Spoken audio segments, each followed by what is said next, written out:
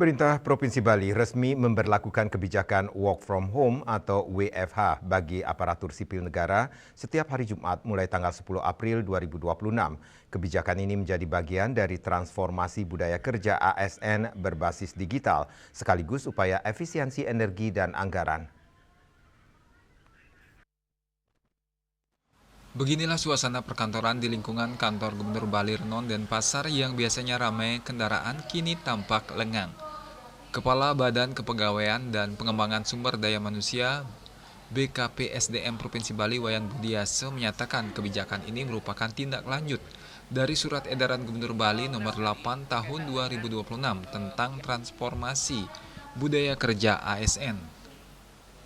Sejak diberlakukannya WFH setiap hari Jumat, sebagian besar ASN baik pegawai negeri sipil PNS maupun pegawai pemerintah dengan perjanjian kerja P3K bekerja dari rumah, sehingga aktivitas di kantor berkurang signifikan.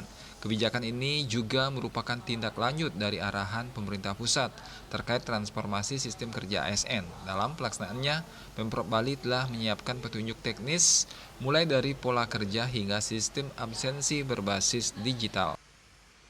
Nah, ketika bekerja dari rumah, tentu ada petunjuk teknis berkait dengan ini, sehingga tidak ada keraguan, kebingungan di kalangan PNS dan ASN, bagaimana pola kerja dan bagaimana pola absensi.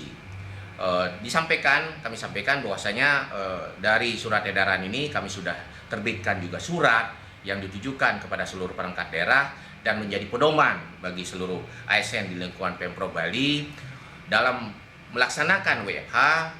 Pertama, terkait dengan absensi.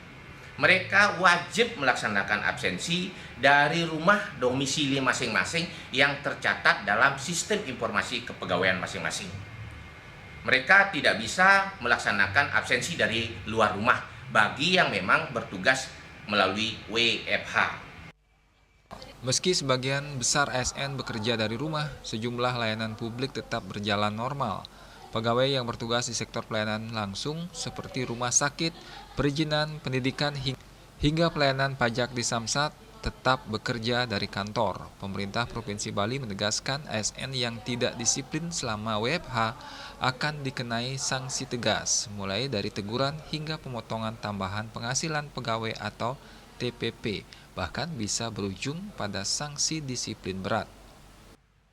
Bagi teman-teman ASN yang melaksanakan WFH itu tidak absen atau bahkan terlambat ngabsen dari jadwal yang ditentukan, tentu akan berdampak pada hukuman disiplin.